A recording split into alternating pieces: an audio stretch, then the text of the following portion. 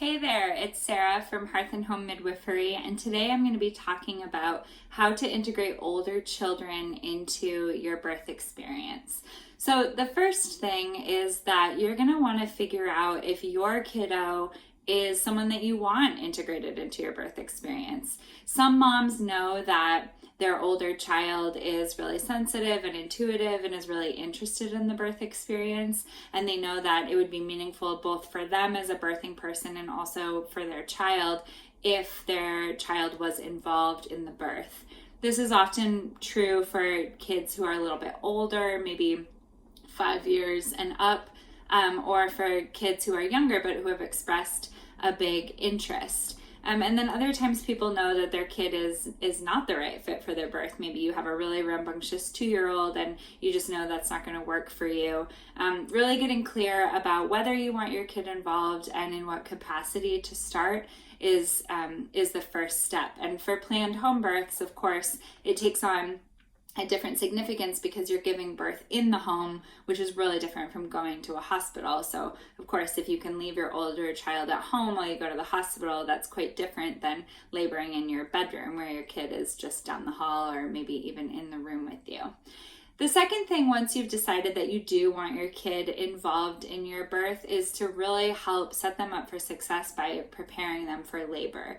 So lots of times people will practice making the noises that they're going to make in labor, watching videos of birth so that the child can get accustomed to the different sounds, the different expressions that adults use when they're having a baby, and that can really help kids to check in and make sure that they are wanting to be at the birth.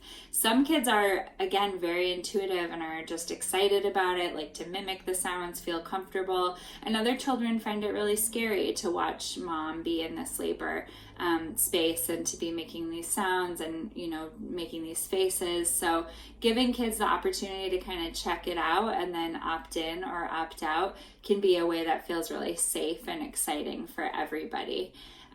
The third thing is to then, once kiddo has opted in, spend some really detailed time talking about the particular parts of labor. So reviewing what it's going to be like on the day of, what is going to happen, setting them up for understanding what things will look like.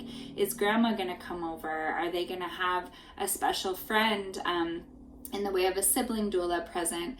That can really help them to know what to expect and can help take the pressure off of the day for you.